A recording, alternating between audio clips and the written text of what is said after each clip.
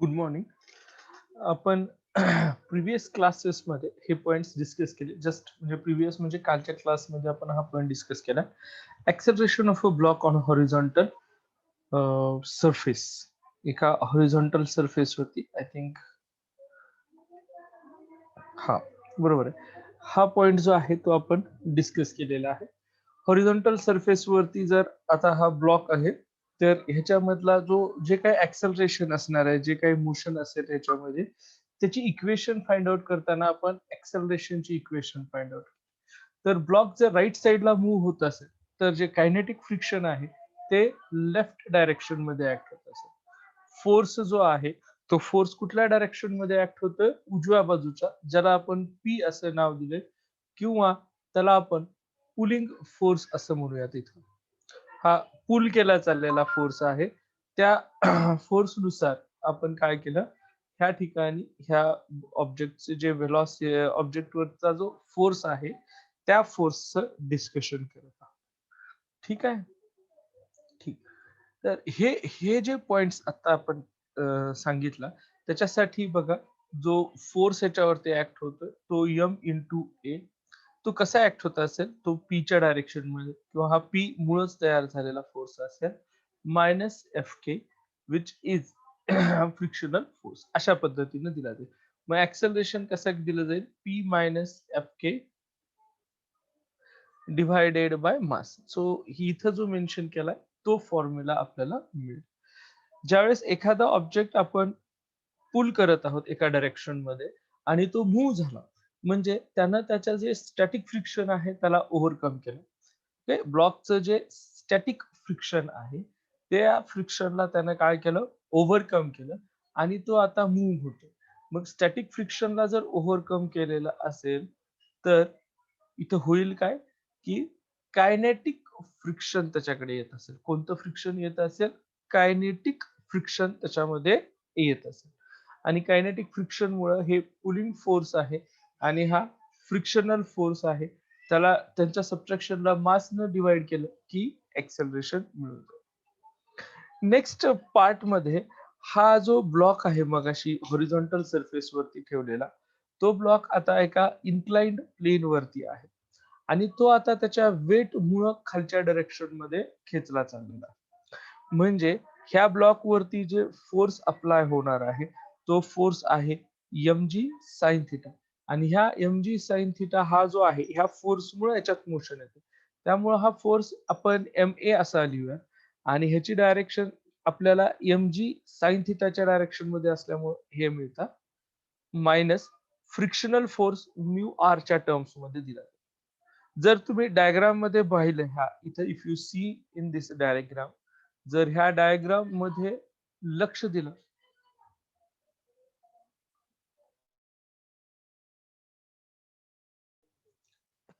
Sorry, तो जो force आहे, रिॲक्शन, नॉर्मल रिॲक्शन जी आहे ती आपल्याला दिसते, ती एम जी कॉस थिटाच्या टर्म्स मध्ये दिसते. तर ह्या इक्वेशन मधून यम, आता मी डायरेक्टली लिहितो, हे ऑलरेडी झालेलं आहे, यम आपल्याला सगळीकडेच मिळेल. आणि हा आर जो आहे तो काय आहे? एम जी कॉस थिटा असा आहे. तो एम जी कॉस थिटा जर आपण त्यातला एम बाजूला काढला, तर राहतं काय? A is equal to G common घेऊया, राहील काय? Sine theta minus mu times cos theta. आता हा sine theta minus mu cos theta हे काय देतं? ह्या ब्लॉकचं ऍक्सेलरेशन आहे. ह्या ब्लॉक वरती जो फोर्स आहे तो त्या इन्क्लिनेशन मुळे, त्या ब्लॉकच्या वेट मुळे इथे त्याच्यावरती तयार होतो. ठीक आहे. तर हे इक्वेशन झालं. सपोज आता ह्या ब्लॉकला जर आपल्याला वरती खेचायचं असेल, तर जो फोर्स आहे तो फ्रिक्शनल फोर्स जो आहे तो आता डाऊनवर्ड डायरेक्शन मध्ये येईल. अँड प्रिव्हियस केस मध्ये जे इक्वेशन आपण डिस्कस केलं, त्या इक्वेशन मध्ये A is equal to G sine theta minus mu cos theta होता. Instead of that there will be a plus mu cos theta. त्याच्याऐवजी तिथे काय येईल? प्लस म्यू कॉस थिटा ही व्हॅल्यू तुम्हाला मिळणार असेल. ह्या व्हॅल्यू. तर ए आपल्याला मिळतं. तिन्ही केसेस आपण डिस्कस केल्या. एच्या सीए साठीच्या ज्या तिन्ही केसेस होत्या त्या केसेस आपण इथे डिस्कस केलेल्या होत्या. फर्स्ट केस मध्ये ए ची जी व्हॅल्यू आहे ती पी मायनस आपण इथं मेन्शन केली. A ची जी व्हॅल्यू आहे, A is equal to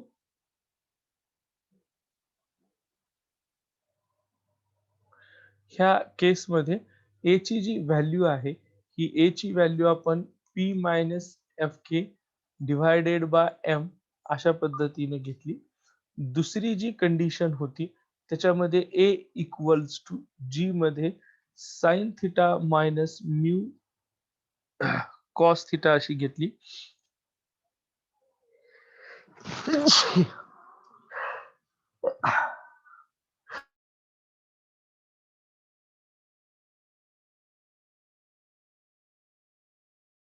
okay, sorry. So हे इक्वेशन तुम्हाला ह्या केसमध्ये दिसेल सेकंड नंबरच्या. Okay, I am using highlighter.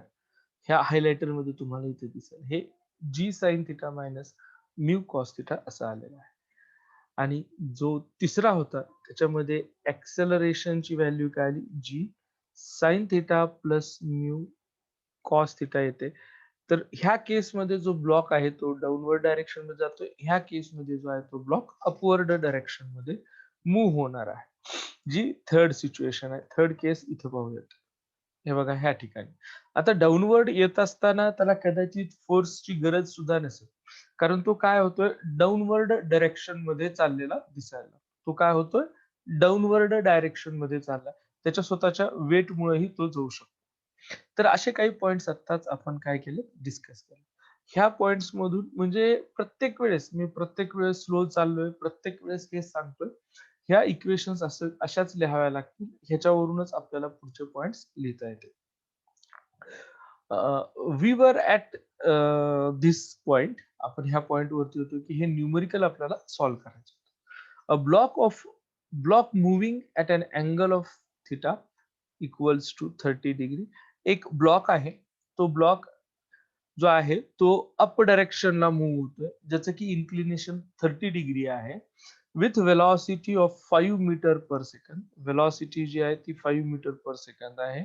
Then it stops. म्हणजे आपण ह्याला इनिशियल वेलॉसिटी घेऊयात आणि final velocity 0 metre per second. Time has also mentioned it is 0.5 seconds. What is the value of mu? ह्या ठिकाणी आपल्याला विचारलं काय की म्यू ची व्हॅल्यू काय आहे. आता ह्या सिच्युएशन मध्ये ह्या सिनारिओ मध्ये आपल्याला कन्सिडर काय करावं लागेल की हा इन्क्लाइंड प्लेन आहे. ह्या इन्क्लाइंड प्लेन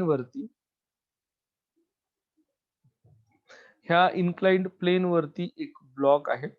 तो ब्लॉक जो आहे तो ब्लॉक एका पर्टिक्युलर डायरेक्शन मध्ये म्हणजेच आता इथं अप डायरेक्शन जी म्हटली आहे त्या डायरेक्शन मध्ये मूव्ह होतोय.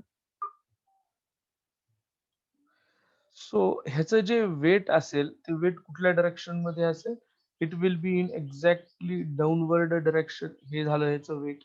ह्याचे दोन कंपोनंट्स मिळतील. एक असा कंपोनंट मिळेल आणि एक असा कंपोनंट मिळेल.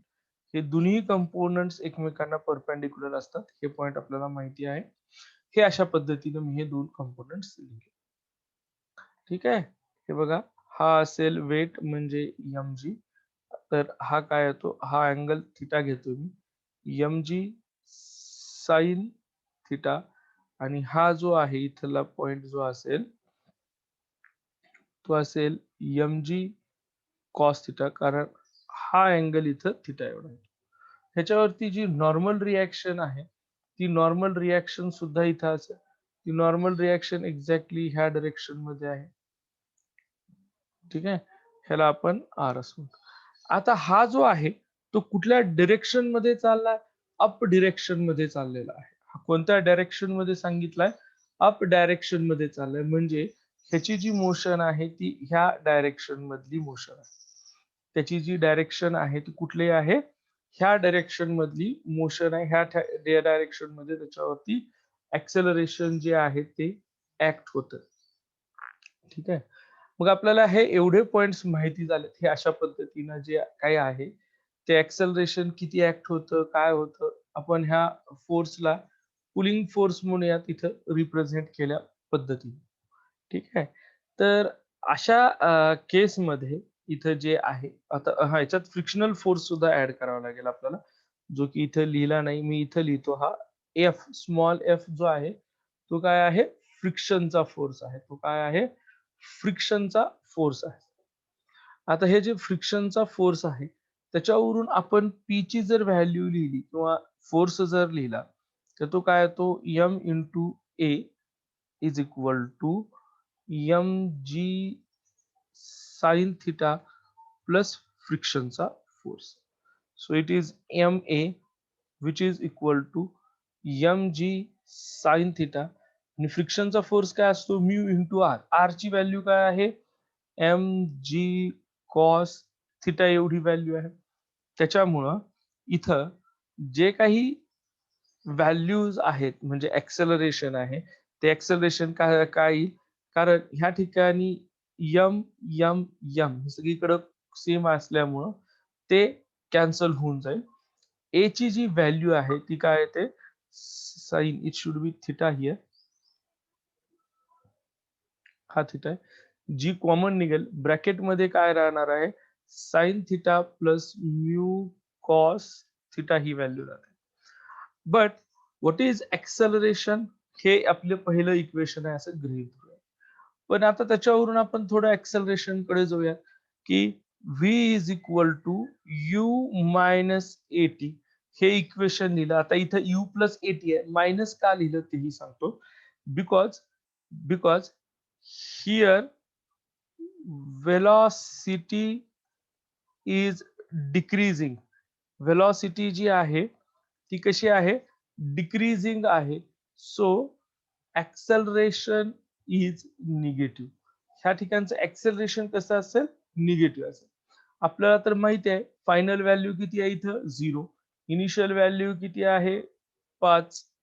आणि मायनस ए फाइंड आउट करूया, टी ची व्हॅल्यू आहे 0.5. Hence acceleration is equal to 5 divided by 0.5, it is equal to 50 by 5 means 10 metre per second square. हे आपल्याला acceleration ची व्हॅल्यू मिळते. This is equation number 2. हे जे आहे ती काय आहे, इक्वेशन नंबर 2 असणार आहे.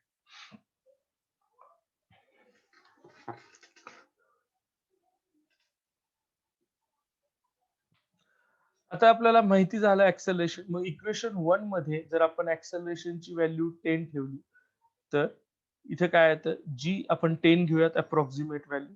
साइन 30 ची थिटाची व्हॅल्यू काय आहे, 30 आहे, प्लस म्यू कॉस 30 असं लिहूया. आता हे 10 आणि हे 10 जे आहे हे कॅन्सल होऊन जाईल. इथे हे 10 आणि हे 10 कॅन्सल झालं. If it is so, 1 is equal to sine 30 ची व्हॅल्यू आहे 1/2 प्लस म्यू इंटू कॉस 30 ची व्हॅल्यू आहे √3/2. ह्याला जर मी 2 न मल्टिप्लाय केलं दोन्ही बाजूने, तर हे 2 is equal to 1 plus mu times √3. 2 cancel होऊन जाईल सगळीकडे, राईट हँड साइडचं लेफ्ट. म्हणून मी इथे काय लिहू शकतो, mu √3 is equal to 2 minus 1 which is equal to 1. And hence mu is equal to 1 divided by √3. 1 by √3, ज्याला मी असंही लिहू शकतो √3 divided by 3. बरोबर आहे. असं √3 ची व्हॅल्यू काय, 1.732 आहे, divided by 3. If I divide it by 3, what I will get, 3 ones are 3, this will be a 0 value. 3 5s are 15, 2 will be remainder, 3 sevens are 21, 2 will be remainder, 3 7. So mu ची जी value आहे ती 0.577 आहे, which we can call as 0.6. 0.5 येणार नाही, 1.2 येणार नाही, हे किती आहे, 0.6 ही व्हॅल्यू आहे.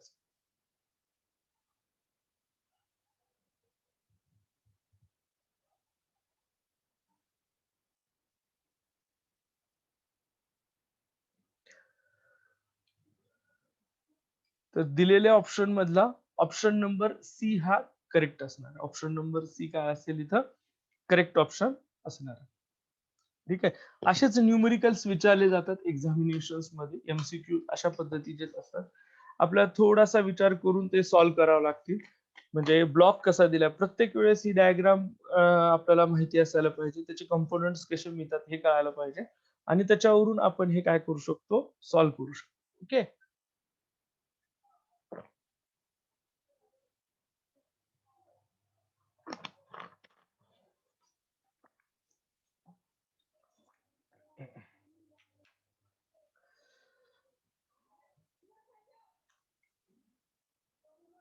Okay.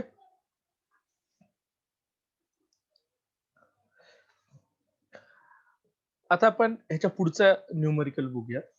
A body weight 64 newton, एका बॉडीचं weight 64 newton is pushed with just enough force. Okay, enough force आहे म्हणजे हा जो फोर्स आहे लिमिटिंग फ्रिक्शनचा फोर्स होतो, कारण 64 हा just enough force to push म्हणजे लिमिटिंग फ्रिक्शनचा फोर्स असेल. To start it with moving across a horizontal floor and same force continues to act afterwards. आणि तो जो फोर्स आहे तो पुन्हा देखील ऍक्ट होतोय. लक्षात ठेवा, तो जो फोर्स आहे तो त्याच्यानंतर पण ऍक्ट होत राहते, जो की अप्लाइड फोर्स असेल. ठीक आहे, म्हणजे लिमिटिंग फ्रिक्शनच्या एवढाच आपण फोर्स अप्लाय केला ज्याच्यामुळे बॉडी मोशन मध्ये आली. आणि आपल्याला तो ग्राफ आठवत असेल तर लक्षात ठेवा, लिमिटिंग फ्रिक्शन पेक्षा कायनेटिक फ्रिक्शन जे आहे ते थोडंसं कमी असतं. लिमिटिंग फ्रिक्शन पेक्षा कायनेटिक फ्रिक्शन जे आहे ते थोडं कसं असतं, कमी असतं. मग तिथं होतं काय, की लिमिटिंग फ्रिक्शन पेक्षा आपला अप्लाइड फोर्स जास्त झाल्यामुळे बॉडी कशामध्ये येते, मोशन मध्ये येते आणि ती त्या मोशन मध्ये कंटिन्यू राहत असते. ठीक आहे. ओके, हे दिले. If the कोइफिशियंट्स of static friction and dynamic friction 0.6 and 0.4 respective. इथं आपल्याला कोइफिशियंट्स दिले. स्टॅटिक फ्रिक्शनचा कोइफिशियंट आहे 0.6. डायनॅमिकलाच आपण कायनेटिक फ्रिक्शन असं म्हणतो, हे 0.4 respectively. The acceleration of a body will be, त्या बॉडीचं एक्सेलरेशन किती असेल, ऑलरेडी आपल्याला जीच्या टर्म्स मध्येच हे रिप्रेझेंट करायचं. इट मीन्स दॅट आता ह्या ठिकाणी एक हॉरिझॉन्टल फ्लोअर आहे गृहीत धरा. On this horizontal floor there is this object, एक ब्लॉक आहे ह्या हॉरिझॉन्टल वरती आणि ह्याला आपण पुश करत आहोत. हॉरिझॉन्टल सरफेस वरतीच काय करतोय, we are pushing this block. ह्या ब्लॉकला आपण पुश करतोय ह्या डायरेक्शन मध्ये. तो तेवढा फोर्स आपण इथं काय करतो, ऍक्ट करतो. आता ह्या ठिकाणी हा ब्लॉक तर मोशन मध्ये आला. इथं जो अप्लाइड पुशिंग फोर्स आहे तो आहे 64 न्यूटनचा. अप्लाइड पुशिंग फोर्स जो आहे तो किती न्यूटनचा आहे, 64. आणि त्याच्यानंतर तो तसाच पुढे जाणार. मग आता ह्या ठिकाणी दिलेल्या गोष्टींवरून इथं जो आहे, इथं आपण असंही लिहू शकतो, हिअर लिमिटिंग फ्रिक्शनल फोर्स, हा जो लिमिटिंग फ्रिक्शन फोर्स आहे it is equal to 64 newton. बरोबर आहे, लिमिटिंग फ्रिक्शन कारण जस्ट स्टार्ट झाली त्याच्यामुळे. लिमिटिंग फ्रिक्शन साठीचा फॉर्म्युला काय, एम के टाइम्स आर हा फॉर्म्युला आहे. लिमिटिंग फ्रिक्शनचा फॉर्म्युला काय आहे, M K sorry M K नाही, एम एस येईल ना, static friction M S times R आहे, which is equal to 64 mu S म्हणूया. मग ह्या इक्वेशन मध्ये म्यू एस आर, आर ची व्हॅल्यू काय असेल, एम जी अशी व्हॅल्यू असेल which is equal to 64. Mu S ची व्हॅल्यू आपल्याला दिलेली आहे 0.6. बरोबर आहे, 0.6 M G is equal to 64. Hence M is equal to 64 divided by 0.6 G, हे इक्वेशन तुम्हाला मिळेल.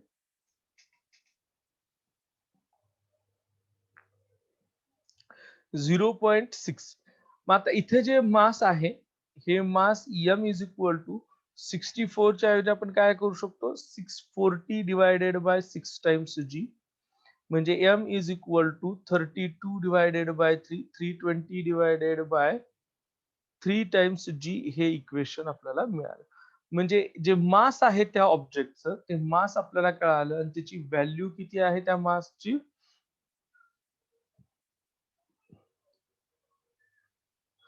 320 डिवायडेड बाय जी एवढी व्हॅल्यू आपल्याला मिळते. ओके, हे सगळं आपल्याला थोडक्यात गिव्हन झालं, ह्या सगळ्या गोष्टीवरूनच झालेलं आहे. नाऊ आता जो ऍक्सेलरेशनचा पार्ट आहे, तर ते ऍक्सेलरेशन कसं दिलं जाईल? ऍक्सेलरेशनचा जनरल फॉर्म्युला काय? Force upon mass. मग इथं जो फोर्स आहे तो काय आहे? अप्लाइड फोर्स आहे, मायनस ह्याला अपोज करणारा फोर्स कोणता आहे?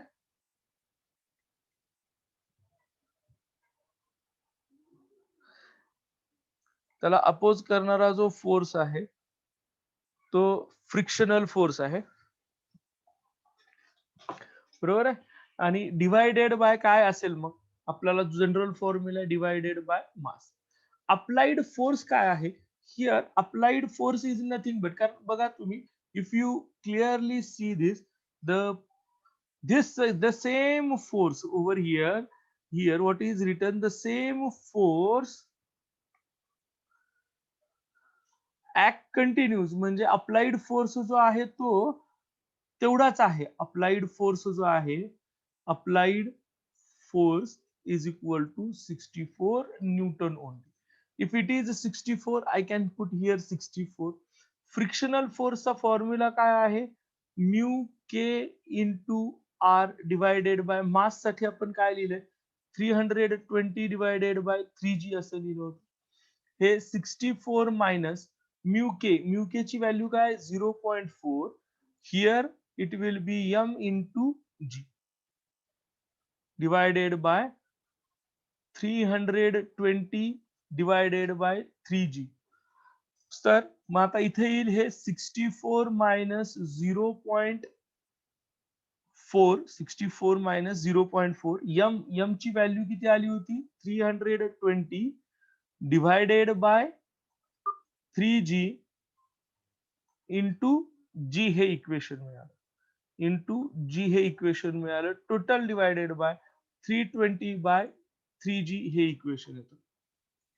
आता ह्या इक्वेशन मध्ये ऍक्सेलरेशन आपण कसं फाइंड आउट करू शकतो बघा. 64 मायनस इथं काय होईल? जी जी कॅन्सल होऊन जाईल, ह्या इथला जी आणि जी कॅन्सल होईल. 0.4 न जर आपण मध्ये मल्टिप्लाय केलं किंवा ते तसंच ठेवलं तर इथे येतं 0.4. इथे काय येतं?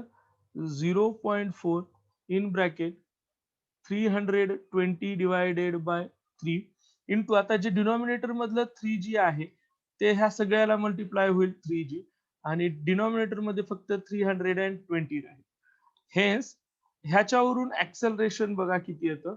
64 मायनस, आता इथं हे 3 पण कॅन्सल होईल. 0.4 न जर मध्ये मल्टिप्लाय केलं 0, 8, 128. एक मिनिट, ह्याला ह्याला मल्टिप्लायच केलं नाही मी 64 ला, ते आधी मल्टिप्लाय करूया. 64 ला आपल्याला 3g न मल्टिप्लाय करावं लागेल, तर ती व्हॅल्यू येते 12 18 192g एवढी व्हॅल्यू येईल. मायनस इथं 3 कॅन्सल होऊन चाललेला आहे, तर 0.4 न जर मल्टिप्लाय केलं तर 0, 8, 120 डिवायडेड बाय 320, हे इथं जी ऍज इट इज असतं. 192 मायनस 128 हे येतं 64 टाइम्स जी येईल इथं. 64 टाइम्स जी डिवायडेड बाय किती येतं? हे 320. So if you divide this, ह्या व्हॅल्यूजला जर डिवाइड केलं तर हे इक्वेशन, ही व्हॅल्यू किती येते? 32 डिवायडेड बाय 16, म्हणजे हे वरती येतं 2g divided by 10 which is equal to 0.2g हे आन्सर येत असेल. आपलं आन्सर किती येतं? 0.2g एवढं आन्सर येत असेल, which is the last option, 0.2g. मी फॉर्म्युला सांगितलाय, तुम्ही हे राईट डाऊन करायचं प्रॅक्टिस करत असताना, आणि त्याच्यावरती तुम्हाला काय भेटेल? ह्या इक्वेशन म्हणजे हे जे दिलेत ह्याचे आन्सर तुम्ही प्रॅक्टिस करा, तुम्हाला हे आन्सर्स मिळून जाईल. ओके, आता आपण ह्याच्या पुढचा पॉइंट घेऊया. आता तिसरा जो न्यूमेरिकल आहे, तिसरा चौथा काय असेल तो, block of mass 10 kg is placed on a rough horizontal surface. इथला surface जो आहे तो horizontal surface आहे. Having coefficient of a friction 0.5. आता ह्याचा जो coefficient of friction आहे तो 0.5 आहे. If a horizontal force of 100 Newton acting on it, the acceleration of the block is. Block move होतोय म्हणजे त्याच्यावरती फोर्स हा ऍक्ट होतोय, सोबतच त्याच्यावरती काय ऍक्ट होत असेल, कायनेटिक फ्रिक्शन होत असेल. Then the acceleration of the block. Acceleration म्हणजे सेम आत्ताचाच फॉर्म्युला आहे, A is equal to applied force minus kinetic friction. Minus काय करतोय आपण, कायनेटिक फ्रिक्शन घेतोय आणि ह्याला डिवाइड बाय काय केलं जाईल, मास केलं जाईल. It will be divided by the mass of the object. So A is equal to applied force जो आहे तो किती आहे, 100 आहे, मायनस कायनेटिक फ्रिक्शन साठी आपल्याला काय करावं लागेल, mu K into M G असं लिहावं लागेल.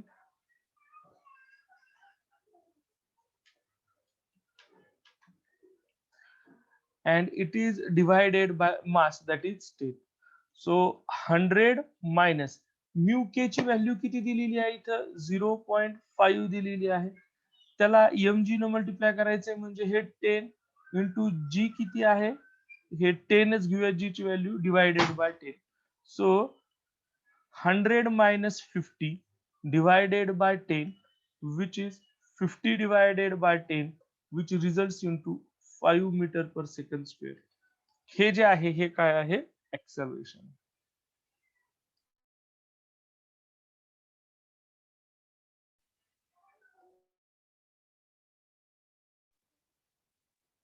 सो ए जे आहे हे 5 मीटर पर सेकंड स्क्वेअर हे येतं, म्हणजे ह्याच्यात ऑप्शन कोणता आहे, बी ऑप्शन करेक्ट असणार आहे.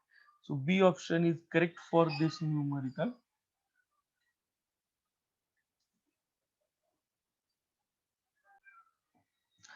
Here, what has mentioned, a body of mass 10 kg is lying on a rough plane inclined at an angle of 30 degree. So here theta is mentioned as 30 degree to the horizontal and coefficient of friction is 0.5. Coefficient of friction is 0.5. Minimum force required to pull the body up direction मध्ये ह्या ऑब्जेक्टला पुल करायचं आहे, तर त्याच्यासाठीचा minimum force किती लागेल, हे inclined surface आहे पण म्हणूया. हा जो अँगल आहे तो थिटा आहे, ह्याच्यावरती एक ब्लॉक आहे, ह्या ब्लॉकला आपल्याला ह्या डिरेक्शन मध्ये खेचायचंय, तर हा जो आहे तो फोर्स किती लागत असेल असं विचारलं. मग पुन्हा तेच येतं, इथे एक नॉर्मल रिॲक्शन येईल, हे वेट ह्या डायरेक्शन मध्ये जातं, हे ह्या डायरेक्शन मध्ये. आता वरच्या डायरेक्शन मध्ये जो फोर्स असेल त्याला आपण पी म्हणूयात आपण इथं, कारण फ्रिक्शन फोर्स हा इथे जातो. तर हे येतं इथं एम जी, हे येतं एम जी कॉस थिटा, ह्या डायरेक्शन मध्ये इथं येतं M G sine theta plus इथं एफ जो फ्रिक्शनचा फोर्स आहे, आणि हे जे आहे ते नॉर्मल रिॲक्शन असणार. मग ह्या एवढ्या सगळ्या केसेस वरून अप डायरेक्शन मध्ये जात असताना जे ऍक्सेलरेशन आहे किंवा जो फोर्स आहे तो कसा दिला जातो,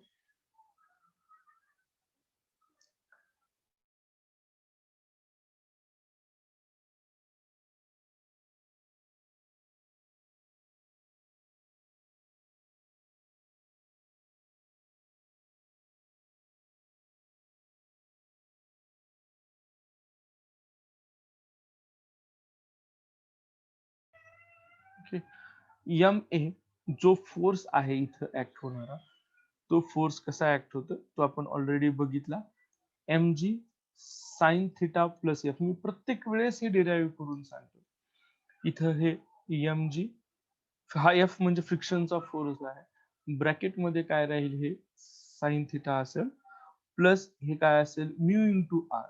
आर ची व्हॅल्यू काय आहे, एम जी कॉस थिटा अशी व्हॅल्यू आहे. ठीक आहे, प्लस साइन येतं, बाकी काही नाही. मग हा जो फोर्स आहे ज्याला मी पी म्हणतोय, एम किती आहे 10 आहे, जी 10 घेऊया. साइन ह्या ठिकाणी साइनची व्हॅल्यू साइन 30 प्लस म्यू किती आहे 0.5 कॉस 30 हे आपण लिहिलं. मग हे येतं 100 इन ब्रॅकेट साइन 30 ची व्हॅल्यू आहे 1/2 प्लस 0.5 इंटू हे इंटू आहे इंटू रूट 3 डिवायडेड बाय 2. इथे जर मध्ये मल्टिप्लाय केलं तर हे किती येतं 50 प्लस 50 प्लस इथं सुद्धा काय येईल 50 इंटू 0.5 0.5 आणि रूट 2 ची व्हॅल्यू आहे रूट 3 ची व्हॅल्यू आहे 1.773 वगैरे अशी व्हॅल्यू. तर हे काय येतं 50 प्लस ह्या दोघांचं मल्टिप्लिकेशन 25 येईल. 25 इंटू हे ऍक्च्युअल व्हॅल्यू 1.732 एवढी असते. त्याला जर आपण मल्टिप्लाय केलं तर हे येतं 50 प्लस 25 दोन्ही 50 2 हातचे आले 25 त्रिक 75 आणि 2 77 7 हातचे आले 25 सत्त पावणे 200 82 18 25 आणि 18 विल बी 43. पॉइंट कितीने आला पाहिजे हा 3 1 2 3 इट इज 43.273. त्यामुळे जो टोटल फोर्स इथे ऍक्ट होतो P इज इक्वल टू जर दोघांची ऍडिशन केली तर ते येते 93.270 न्यूटन एवढं येतं. आता एक लक्षात ठेवा की आपण जी जो आहे ह्या ठिकाणी जी ची व्हॅल्यू जी आहे ती किती कन्सिडर केली आहे 10. हे ऍक्च्युअल व्हॅल्यू किती असते 9.8 असते.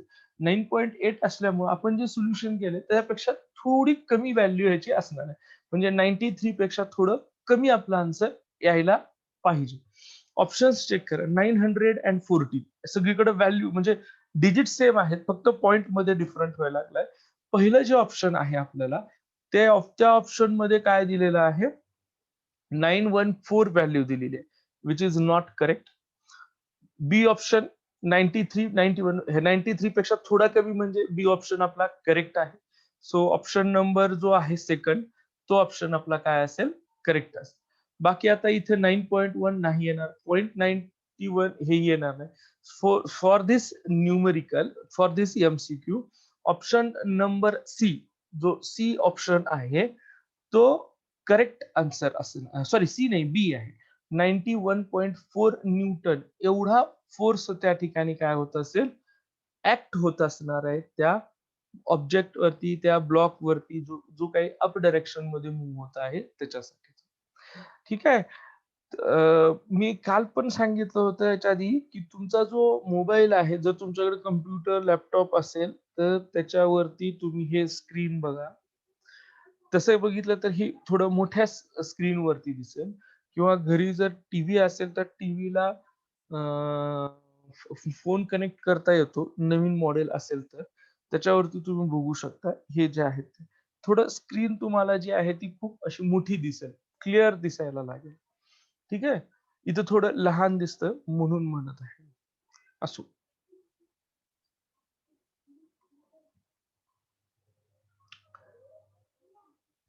Going for the next one इथं नेक्स्ट न्यूमरिकल कडे आपण जाऊयात.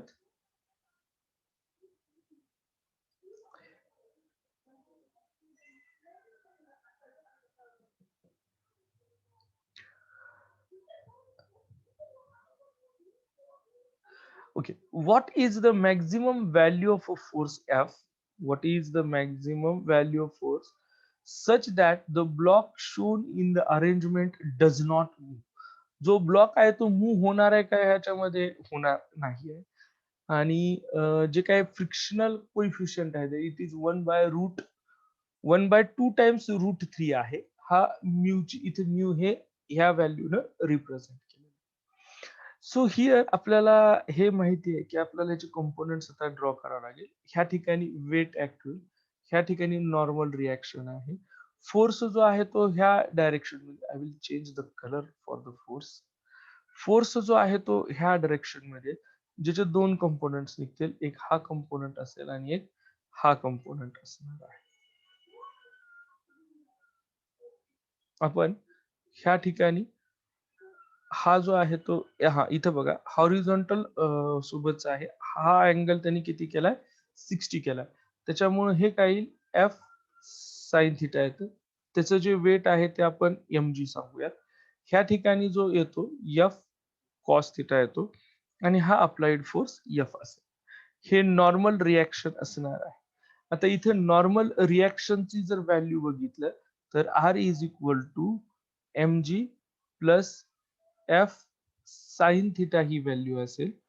आणि आता आपल्याला मॅक्झिमम व्हॅल्यू ऑफ एफ असं विचारलेलं आहे. कोणती व्हॅल्यू विचारली आहे? Maximum value of F. आणि हो, सगळ्यात महत्वाचं एम सुद्धा दिलाय. एम आहे square root of 3 times KG. ठीक आहे, square root of 3 times KG ही व्हॅल्यू त्यांनी मेन्शन केलेली आहे. So for this particular case, आता आपण जर ह्याला जो फोर्स आहे आपण एफ कॉस थिटा इथे एफ न रिप्रेझेंट केलेलंच आहे. त्याला जर आपण व्यवस्थित रिप्रेझेंट केलं म्हणजे व्यवस्थित घेतलं, आर ची व्हॅल्यू एम ची व्हॅल्यू ही तुम्हाला मिळाली. R equals to M G plus F sine theta आहे. जो काही फोर्स आपण अप्लाय करतो त्याला अपोजिट. हा, ह्याच्यामध्ये एक जो फोर्स आता सांगायचा राहिला, तो फोर्स कोणता असेल? फ्रिक्शनचा फोर्स असेल. तर तो फोर्स कुठल्या डायरेक्शन मध्ये ऍक्ट होईल? ह्या डायरेक्शन मध्ये फ्रिक्शनचा फोर्स ऍक्ट होत असेल. ठीक आहे, आवाज येतोय? हो सर.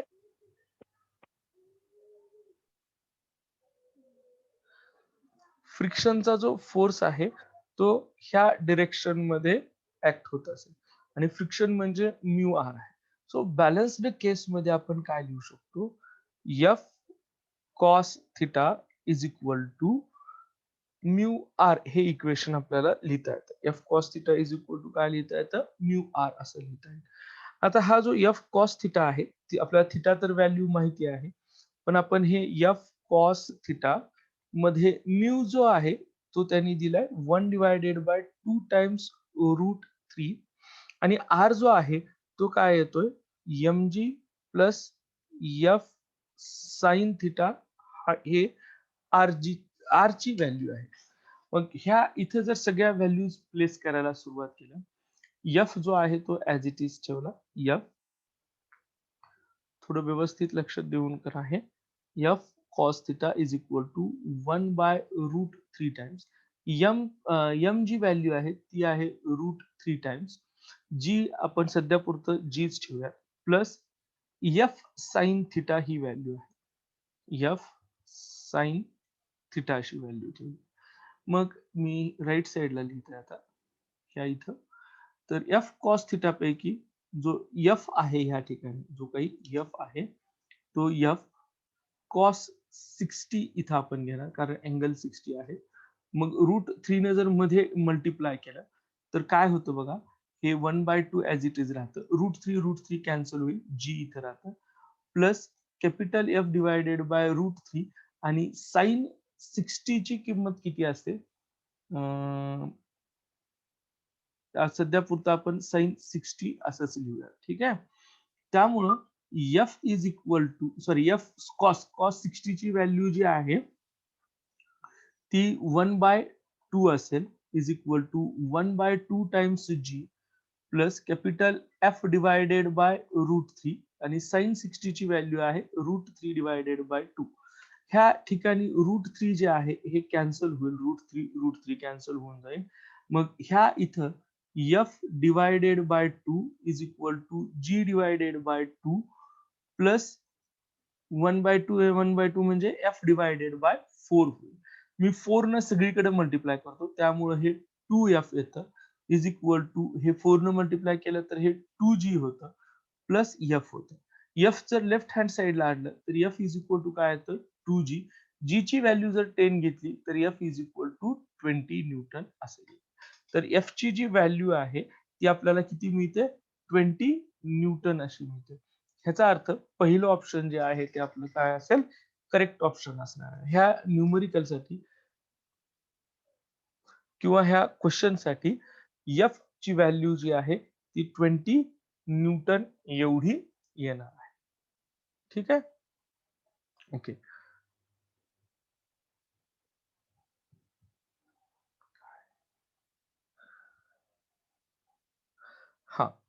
आता ह्या न्यूमरिकल कडे बघा.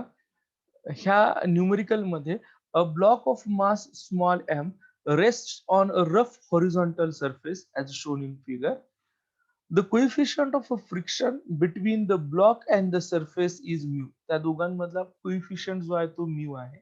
A force F equals to mg acting at an angle of theta with a vertical side of the block pulls it, in which the following case block can be pulled along the surface. आता लक्षात ठेवा की आपण ज्या फोर्सनं पुल करतोय तो force ह्याच्या frictional force पेक्षा कसा असला पाहिजे, जास्त असला पाहिजे, तरच तो काय केला जाऊ शकतो, पुल केला जाऊ शकतो.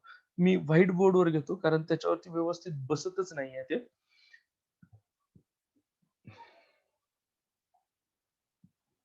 हा एक हॉरिझॉन्टल सरफेस आहे. ह्या हॉरिझॉन्टल सरफेस वरती, on this horizontal surface there is this block. हा एक ब्लॉक आहे. ह्या ब्लॉकला एक फोर्स जो आहे तो ऍक्ट करतोय कुठल्या डायरेक्शन मध्ये, ह्या डायरेक्शन मध्ये तो ऍक्ट करतोय, ज्याने की हॉरिझॉन्टल सोबत किती अँगल केलेला आहे, सॉरी हॉरिझॉन्टल सोबतचा अँगल त्यांनी दिलेलाच नाहीये इथं. ह्या न्यूमरिकल मध्ये त्यांनी जो अँगल दिलाय तो इथला अँगल दिलाय. ठीक आहे, म्हणजे हा व्हर्टिकल सोबतचा अँगल दिलाय. थिटा इज इक्वल टू, अच्छा थिटा एवढाच दिलेला आहे. त्यांनी जो अँगल दिलाय तो थिटा दिलाय आणि हा फोर्स एफ आहे. तर इथं लक्षात घ्या की व्हर्टिकल सोबतचा अँगल मेन्शन केलेला आहे. मग व्हर्टिकल सोबतचा जर अँगल असेल तर त्याच्यामुळं ह्या डायरेक्शन मधला फोर्स आणि त्याचबरोबर तुम्हाला ह्या डायरेक्शन मध्ये फोर्स, हे दोन फोर्स किंवा दोन कंपोनंट्स तुम्हाला काय करायचे, फाइंड आउट करायचे. मग हा जो असेल तो काय असेल, एफ कॉस थिटा असेल आणि जो दुसरा राहिलेला फोर्स असेल, जो पुलिंग फोर्स आहे त्याला आपण पी म्हणू शकतो, which is equal to F sine theta. आता हा जो एफ साइन थिटा आहे तो पुलिंग फोर्स जो आहे तो फ्रिक्शनल फोर्स पेक्षा जास्त असायला पाहिजे. आता त्याचबरोबर आपल्याला इथं ह्या ऑब्जेक्ट साठीचं वेट हे सुद्धा रिप्रेझेंट करावं लागेल. वेट कुठल्या डायरेक्शन मध्ये असेल, हे खालच्या डायरेक्शन मध्ये असणार आहे. ठीक आहे. आता ह्या वेट सोबतच नॉर्मल रिएक्शन जी आहे ती वरच्या डायरेक्शन मध्ये ऍक्ट होईल. हे जे आहे ते आर आहे, हे जे आहे ते वेट आहे. सो वेट डाऊनवर्ड डायरेक्शन मध्ये आहे, आर अपवर्ड डायरेक्शन मध्ये आहे. So here here capital R is equal to, sorry capital R जो आहे इज इक्वल टू नाही, capital R plus F cos theta, हा जो आहे F cos theta is equal to weight. Hence, R is equal to W minus F cos theta. हा W जो आहे तो mg येईल आणि F जो आहे फोर्स जो F ऍक्ट होतोय,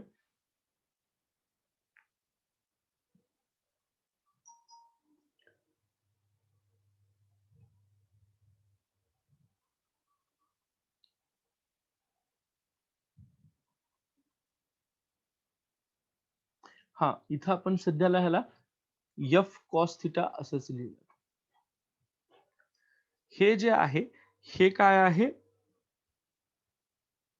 ओके, हे जे मेन्शन केले तर आर ची व्हॅल्यू एवढी आली. ठीक आहे, आर ची जी व्हॅल्यू आहे ती इथं आलेली आहे.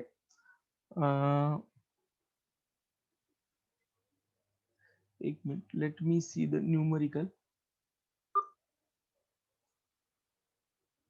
हा, आणि इथे एक महत्वाचा पॉइंट जो त्यांनी मेन्शन केलेला आहे की जो फोर्स इथं ऍक्ट होतोय, फोर्स बघा तुम्ही ह्या ठिकाणचा जो फोर्स, अरे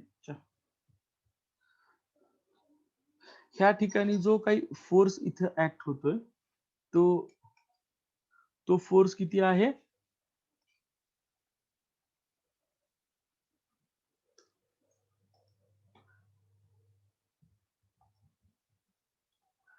तो force F equals to mg आहे. F ची व्हॅल्यू mg आहे, ती व्हॅल्यू पाहिजे होती आपल्याला.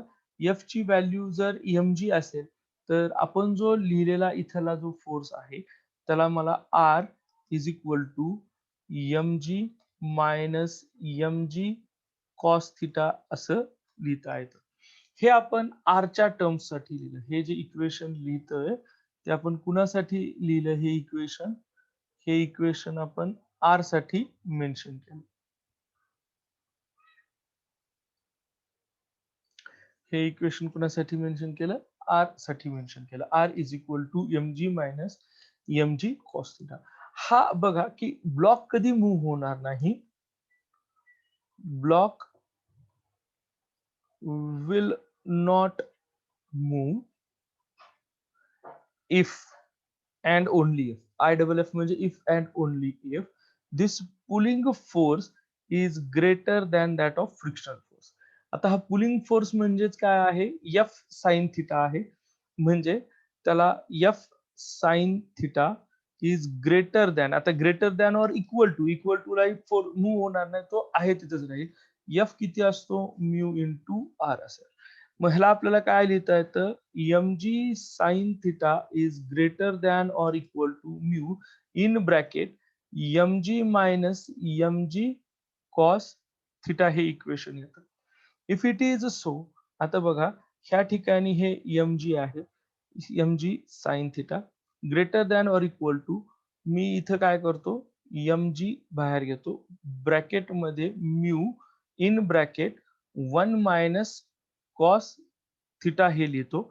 आणि त्याच्यामुळं होतंय काय की हा एम जी आणि हा एम जी कॅन्सल होईल. And what will remain there is sine theta is greater than or equal to mu in bracket 1 minus cos theta हे इक्वेशन आपल्याला मिळेल. हे जर असेल, आता हे थोडं मॅथमॅटिकल आहे, लक्ष द्या ह्याला व्यवस्थित. तर हे साइन थिटाची value greater than or equal to mu times 1 minus cos theta असेल तर, आणि त्याच्यासाठी आपल्याला दोन फॉर्म्युले माहिती असायला पाहिजेत की sine 2 theta is equal to 2 times sine theta into cos theta हे इक्वेशन आहे. साइन 2 थिटाचं जे इक्वेशन आहे ते काय आहे? साइन 2 थिटा म्हणजे काय? 2 times sine theta into cos theta. आणि इथं काय दिलेलं आहे बघा, हिअर साइन थिटा दिलेला आहे. मग साइन थिटाला मला काय करता येईल? हे 2 times as it is sine, जो अँगल आहे त्याचा हाफ म्हणजे sign theta by 2 into cos theta by 2 असं लिहिता येईल माझ्या इक्वेशन मध्ये. आणि जे दुसरे इक्वेशन आहे त्या इक्वेशन मध्ये आपल्याला 1 मायनस कॉस थिटा हा जो फॉर्म्युला आहे, हाही फॉर्म्युला महत्वाचा आहे. तो फॉर्म्युला काय सांगतो? 1 minus cos theta is equal to 2 times sine square theta by 2. हे दोन फॉर्म्युले आहेत, हा एक आणि हा एक फॉर्म्युला, जो इथं आपण एकदाच आता यूज करणार. सो इथं काय होतं? 2 times sine theta by 2 into cos theta by 2 is greater than or equal to mu times 2 into sin square theta divided by 2. आता ह्या केस मध्ये जो साइनचा पॉवर आहे तो इथं 1 होतो आणि इथं sin थिटा बाय 2 कॅन्सल होऊन जातो. आणि त्यामुळं ह्या इथं आणखीन एक आहे की जो 2 आहे तो सुद्धा इथं काय होईल? आता कॅन्सल होऊन जाईल.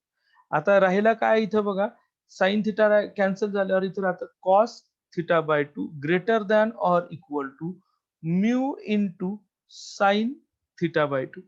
If I put sine on right side, आता जर साइनची इक्वेशन आपण राईट हँड साइडला जर घेतल्या ह्या इक्वेशन्स, तर आपल्याला असं लक्षात येईल की cos theta by 2 total divided by sine theta by 2 is greater than or equal to mu. आता कॉस बाय साइन काय असतं? कॉट असतं. So cot theta divided by 2 it must be greater than or equal to mu. त्याची value mu पेक्षा जास्त असलीच पाहिजे. तर हा फॉर्म्युला आपल्याला काय करावं लागेल? यूज करा, म्हणजे सॉरी, हे जे आहे हे आपलं आन्सर असेल.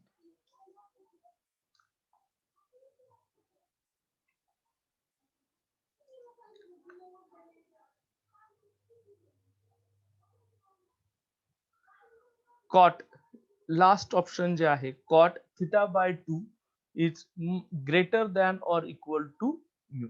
हे अशा पद्धतीचे हे न्यूमरिकल्स. ह्या न्यूमरिकल्सचे मी जे सॉल्ड आहेत हे तुम्हाला पाठवतो. तुम्ही स्वतः ह्याची प्रॅक्टिस करा. जर तुम्हाला काही अडचण आली तर मला ते विचारा. आय हॅव कंडक्ट मी खूप स्लोली घेतलेत. आज जास्त वेळही गेला आपला ह्याच्यामध्ये. आपण खूप सारा वेळ क्लास जो आहे तो कंडक्ट केला आणि ह्याच्यामध्ये ह्याच्यात आपला जो सगळा ओव्हरऑल आहे, ते आपलं व्यवस्थित झालं. तर हे जेवढे न्यूमेरिकल्स आतापर्यंत झालेत, हे मी काल पी-डी-एफ ही पाठवली आहे ह्याची. अजून थोड्या दिवसात 1-2 दिवसानंतर अजून पुढच्या ह्याच्यातली पण पाठवेन. सगळे पॉइंट्स लिहून ठेवा. सगळे न्यूमेरिकल्स तुम्ही सॉल्व्ह करायचे. त्याचे सोल्युशन्स मी प्रत्येक वेळेस फोटो स्कॅन म्हणजे ह्या स्क्रीनशॉट घेऊन तुम्हाला पाठवतो. ते तुम्ही व्यवस्थित राहू द्या तुमच्या जवळ आणि त्याचा यूज करायचा. ठीक आहे? For today I'm closing this session. I'm ending this session. We will have our class at regular time tomorrow. Okay.